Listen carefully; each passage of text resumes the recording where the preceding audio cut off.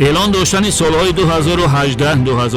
2018-2028 همچون 10 ساله بین‌المللی عمل آب برای رشد استوار در سمت جستجو و دریافت راه‌های حل مشکلات گلوبالی مربوط به استفاده و حفظ ذخیره‌های آب صفحه‌های نو را باز نمود. با باوری میتوان گفت که قبول این 10 ساله علاقه نتیجه‌های نیک و با ارزش را به بار آورده است که برای تامین رشد استوار زمینه در اصل هم واقعی گذاشته است. در جمهوری تاجیکستان است با دستگیری و پیاده نمودن هدف‌های 10 ساله بین‌المللی عمل آب برای رشد استوار برای سالهای 2018-2028 نقشه چرابینی‌های عظیمی به تصویب رسیده و کارهای عملی روی دست گرفته شدند. آب در زندگی روزگار انسانیت نقش نهایت مهم و بزرگ دارد. البته به آب نمیتوان زندگی را زینت و تراوت بخشید و تازه و آزاده نگاه داشت. امروزها نارسایی آب آشامیدنی و تغییر آبی اقلیم به حیات میلیون‌ها اهالی سیاره خطرهای گوش‌ناشنیده وارد نموده است و این همه مشکلات مربوط به آب و اقلیم مهمیت و ضرورت آب را در حیات بشریت درک نموده. پیشوای ملت پرزیدنت جمهوری تاجیکستان محترم امامعلی رحمان مسئله آب و اقلیم را در عرصه بین‌المللی به میان گذاشتند و از منبر بلند سازمان ملل متحد برآمد نموده چه قیمت و چه منزلت داشتن آب را با دلیل و مشخصات دقیق و عمیق فهمانده جهانیان را هشدار نمودند که کمبود و نارسایی آب میتواند چه خطری به سر انسانیت و عالم هستی بیاورد. در برابر دیگر تشبس‌های گلوبالی مربوط به آب و اقلیم که با پیشنهاد طرف جمهوری تاجیکستان از جانب مجمع سازمان ملل متحد قبول گردید، همچنین با دستگیری و پشتیبانی کشورهای همپیمان پیشنهاد پرزیدنت جمهوری تاجیکستان محترم امامعلی رحمان درباره اعلان داشتن سالهای 2018-2028 همچون 10 ساله بین‌المللی عمل آب برای رشد استوار با قطعنامه مجمع سازمان ملل متحد به تصویب رسید. دولت و حکومت جمهوری تاجیکستان در همبستگی با شریکان رشد برای حل مشکلات بی‌آبی اهالی مملکت تدبیرهای مهم را راه‌اندازی نموده ایستادند. با کمک و دستگیری‌های بی‌واسطه اساسگزار صلح و وحدت ملی پیشوای ملت پرزیدنت جمهوری تاجیکستان محترم امامعلی رحمان و دستگیری مالیوی شریکان رشد جهت ساختمان تجدید و برقرارسازی انشاءات‌های آب تامین‌کنی و کانالیزاسیون شهر کلاب لایحه آب تامین‌کنی و کاریز شهر کلاب مورد عمل قرار دارد. لایحه آب تامین‌کنی و کاریز شهر کلاب با جلب مبلغ‌های قرضی و گرانتی بانک اروپایی تجدید و رشد از سال 2021 از طرف کارخانه واحد دولتی خواجگی منزلی و کمونالی عملی گردیده ایستاده است. ارزش عمومی لایحه 16.2 میلیون یورو را در بر گرفته.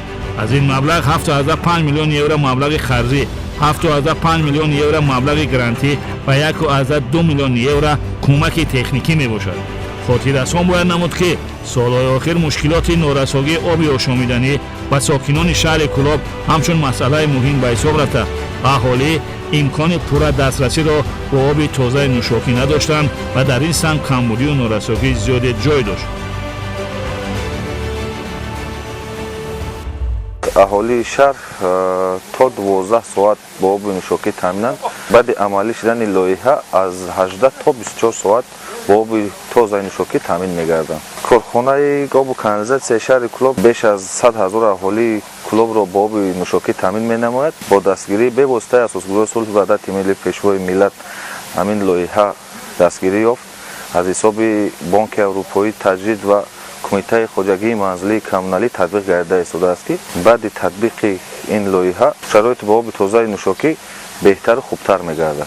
زیاده از 10 محله‌های نوبنیادی که استقامت نموده ایستادند در برای اینها قریب که تقریبا 20,000 اهالی شهر کلاب از 10 محله‌های شهر کلاب آنها صاحب آب خوش‌صفت شده. اهالی شهر کلاب خانه‌های بلندوشانه‌ای که در شهر کلاب هستند در آینده با شبانه روزی با آب نوشاکی تامین گردیده.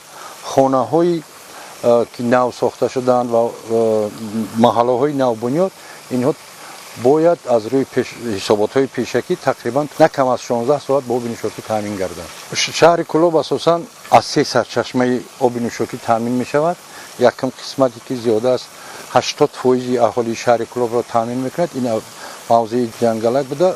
در آن 16 عدد چاه عمودی عبارت است که در همین لایحه علاقه اونها پر را تازه کرده شدند، نسوس‌های نو نصب کردیدند، خط برقی کشیده می شود.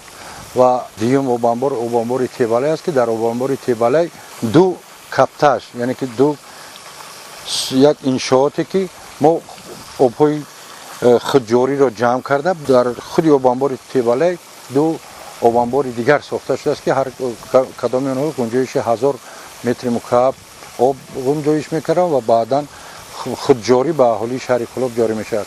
موضع سوم موضع 5 ساله از دهه 5 ساله جماعت دهاتی کلوب موضع میگیرد. در آن دو چاه عمودی کنده شده به اهالی شهر کلوب با آب نوشابه تامین میکرد. در دوره عملی سازی لایحه تعمیر و برقرارسازی 18 عدد حوض آهن و بتونی با گنجایش 23000 متر کوبی، 3 عدد ایستگاه آبکشی، 1 عدد زیر ایستگاه برقی، تعمیر و برقرارسازی 16 عدد چاه‌های عمودی و 3 عدد ایستگاه آبکشی موجوده، وصل و نصب نوع از 1000 متر قبور پولادی، 56 از 3000 متر قبور پلی اتیلنی و نوع از 3000 متر قبور کاریزی و نصب 10 از 3000 آبچین کنک‌ها به نقشه گرفته شده است. از 18 عدد حوض طبق لایحه به نقشه گرفته شده، ساختمان 8 عدد آن به اتمام رسیده. در 5 حوض کارهای ساختمانی ادامه داشته. ساختمان 5 حوض 3 ایستگاه آبکشی نو، 1 عدد زیر ایستگاه برقی مطابق قرارداد باید تا ماه ایول سال 2025 به انجام رسانده شود. به حالت 1 اپریل سال 2025 از 16 عدد چاه عمودی در 9 عدد آن نساس‌های نو گذاشته شده، 7 عدد آن باشد از تعمیر برآورده شده و 16 چاه عمودی پوره به کار انداخته شدند. 5 عدد چاه عمودی مورد بهره برداری قرار داده شده. کارهای برقرارسازی در 13 چاه باقی مانده ادامه داشته. برقرارسازی 2 عدد ایستگاه آبکش موجوده جریان دارد. در دایره تطبیق لایحه وصل قبورهای پولادی در دایره 90%، قبورهای پلی اتیلنی 95% و قبورهای کاریزی 100% به انجام رسیدند. نصب آبچین کنک‌ها باشد در دایره 90% در لایحه به نقشه گرفته شده، یا اینکه از 10036 عدد 9090 تای آن تامین گردیده باقی مانده تا آخر سال جاری پوره نصب کرده می شود. با تطبیق با ثمر لایحه صفت خدمترسانی در شهر کلوب بهتر گردیده. شماره استفاده برندگان آب تازه آشامیدنی از 78000 نفر به 106000 نفر رسانده می شود. اینچنین تلفات تکنیکی پس گردیده به 170 بینای بلند آشیانه با ریجه شبانه روزی آب تامین کرده می شود. لایحه با آب نوشابه تامین نمودن اهالی شهر کلوب این سال در عرفه انجامیابی است و همه اون نقشه هایی که در لایحه طراحی شده بودن همه آنها باید تا دکمبر همین سال به آخر رسانیده شود. در لایحه بعضی قسمت های به نوبت گرفته شده است. در خود ایستگاه نسوس‌های کوتل دوم برای بی‌ضرر گرداندن آب نوشابه با محلول خلور نتری دستگاه ساخته می شود که منبع از خارج نه از خود همین ایستگاه تمام آبانبارهای شهر کلوب با محلول خلور تامین می‌گردد و بی‌ضررگردانی خود صفت خوب می شود. و در قطار این زیاده از 21000 کوبی که ما حاضر داریم در آبانبارها باز ضم می شود در 16 آبانبار دیگر ساخته شده ایستاده است که قریب که آنها هم در عرفه انجامیابی هستند و خوشبختانه لایحه با دستگیری به واسطه پیشوای معظم ملت پرزیدنت مملکت عملی شده ایستاده است. ما در نوبت خود اهالی شهر کلوب را باور کنانیدیم که لایحه در مهلت مقرر دیده با انجام میفته با اهالی شهر کلوب سالهای من بعد خدمت میرساند.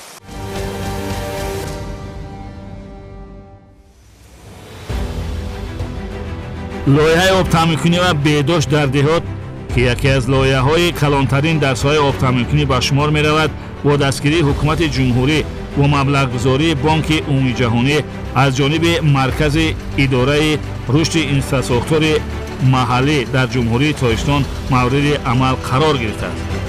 لایحه مذکور برای بهتر نمودن حالت کنونی ساحه آب تامین‌کنی و بهداشت در دهات نگرانیده شده، سرمایه‌گذاری‌های لایحه به بهبود دسترسی منبع بخطر آب برای اهالی دهات 6 ناحیه ولایت ختلان، وخش، کوشانیان، جلال‌الدین بلخی، جیهون، دوستی و ناحیه واسع روانه گردیده است.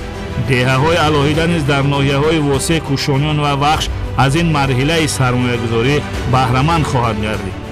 در نظر است که خدمت‌رسانی‌های آب تامین‌کنی در ناحیه‌های بلخی، دوستی و جیهون در چارچوبه برنامه سرمایه‌گذاری به ساحه آب تامین‌کنی و بهداشت تاجیکستان که از جانب بانک جهانی مبلغ‌گذاری می‌شود گسترش داده شود.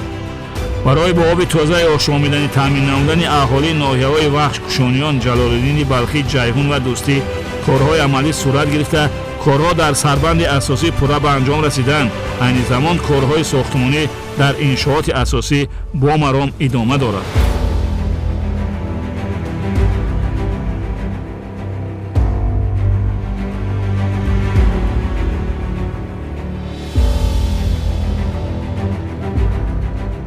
مقصد این انشاءات رو ساختمان کردن تازه‌کنی آب نوشاکی که به اهالی داده بشود. کارها در این انشاءات از ماه فوریه همین سال آغاز گشته. یکم انشاءاتی که ما اینجا وای کردیم سابق بینای گرمیدهی همین کارخانه که اون ناساخت بود ویران کرده هموار کرده حدودش بیتوهایی که بعد از وای ماند برآوردیم از حدود ساختمان برآورده با پرتوگاهی مخصوص جدا کرده برده پرافتیم. سال بعد این آغاز تعمیر بینای معمولی آغاز گشت. حالا رفته ایستادن بینا آشانه دیو قسمت تمام کردن. بالا قسمتی بالا پشتش هم لایحه‌اش آماده گشت. یک بار بینای معمولی پورا تمام کرده و ایستاده برنده میسپریم. سپس کارها حال در ساختمان از کارهای پایگاه آب تقسیم کنی آغاز گشته. اینجا حاضر قسمت قبرهایی که سال گذشته پیشتر مانتاژ شدگی بود لیکن حاضر لایحه دیگه گشت. همش دیمانتاژ کرده قسمت بیتون هایی که نالازم است حاضر کرده ایستاده همش از حدود ساختمان میبروریم برای کارهای تعمیر همون بنا تعمیر کپیتالی میشد. همین بنا کارها آغاز میگردد. حالا کار در فوندامنتی در اونجا بینایی که ما حاضر بودیم زیر استگاهی برقی ترانسفورماتور گذاشته میشد، پولت اپراولینی ناسازها در همونجا ساخته میشود. همش همین کارها چخیل رفته گیم با یک برنامه رفته ایستاده است که همین لایحه پورا اجرا شدن با همه چیز آماده میگردد. یک بار همش بعد سالی سپردن ممکن است. حالا در این انشاءات جای آب تازه‌کنی اساسی بینای آب تازه‌کنی اینجا میشد. من کارها آماده گشته شده است. اولا قسمت کارش سطح 10 سانتی متر بتون میخوابونیم هموار میکنیم بعد از بالای وای تقسیمات جای تخکرسی بینای پالایشگاه آب بشد. حجم کلان دارد. مهلت ساختمانش ممکن 1.5 سال برد. همین بنا پورا آماده بشد مدت 1.5 سال بعد. حالا همین کارها از روی نقشه رفته شده است. کوشش میکنیم که در همین وقتی مهلت که لایحه جدا کردگی در اساس طلباتی که همین لایحه برام پیشنهاد کرده است ما همین کارو اجرا میکنیم. همین انشاءات رو با تمام نازکی‌هاش ساخته و استفاده میدیم.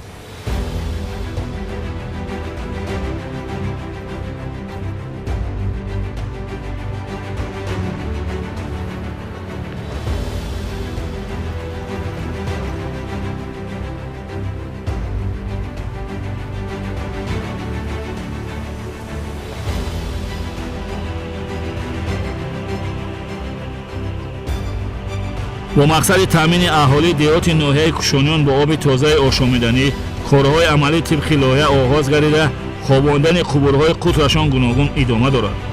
موافق نقشه که طبق لایحه طرحریزی گردیده است در منطقه 2A جماعت دهات ناحیه کوشانیان جماعت ثروت استقلال 5 دهه با شماره 1418 خواجگی و 11611 نفر اهالی، جماعت دهات زرگر 22 دهه با شماره 6629 خواجگی و 50374 نفر اهالی، جماعت دهات بختریان 7 деҳа бо шумораи 1274 хоҷагӣ ва 14327 нафар аҳолӣ бо оби тозаи ошомиданӣ таъмин мегардад.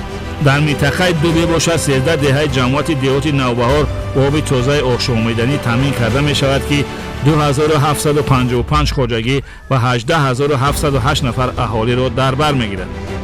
масрафи оби нӯшокӣ дар 5 деҳаи ҷамоати Сарвати Истиқлол дар як шабонарӯз 1103 метри кубӣ, дар 22 деҳаи ҷамоати деҳоти Заргар 4786 метри кубӣ ва масрафи оби нӯшокӣ дар 7 деҳаи ҷамоати деҳоти Бухтариён 1361 метри кубиро дар як шабонарӯз ташкил медиҳад.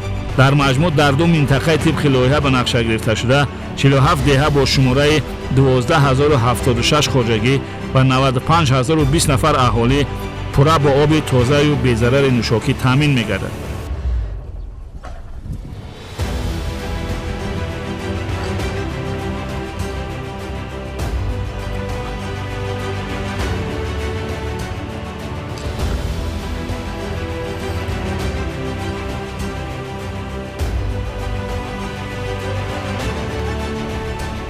мувофиқи қарордоди басташуда корҳои сохтмонию васлгарӣ то 10 июни соли 2025 дар 19 деҳа бо суръат ва сифати баланд идома дорад.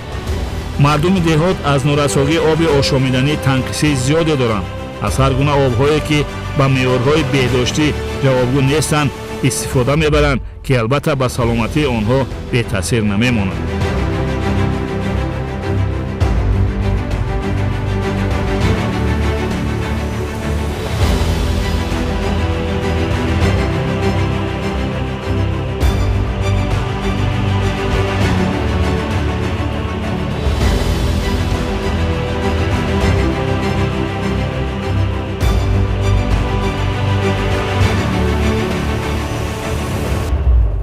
мо сокинони деҳаи орзу миннатдории худро ба ҳукумати ҷумҳурии Тоҷикистон ва пешвои миллат муҳтарам Эмомалӣ Раҳмон мерасонем ки ин қадар ғамхории худро нисбати мо ғамхорӣ кардастанд. солҳои сол аз оби нӯшокӣ танқишӣ мекашидем. пештар об аз 2-3 километр аз деҳаи дигар меоварданд.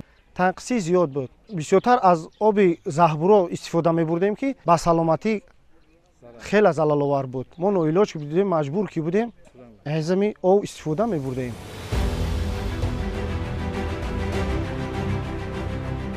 умуман он ҳама тадбирандешиҳое ки аз ҷониби роҳбарияти давлат ва ҳукумати мамлакат роҳандозӣ мегардад пеш аз ҳама барои баланд бардоштани сатҳу сифати зиндагию рӯзгори мардуми кишвар равона гардидааст ва корҳои ба анҷом расида аз он шаҳодат медиҳад ки дар ин самт натиҷаҳои неку самарабахш ба миён омада сифати зиндагии аҳолии шаҳру ноҳияҳои ҷумҳурӣ рӯ ба беҳбудӣ ниҳодааст.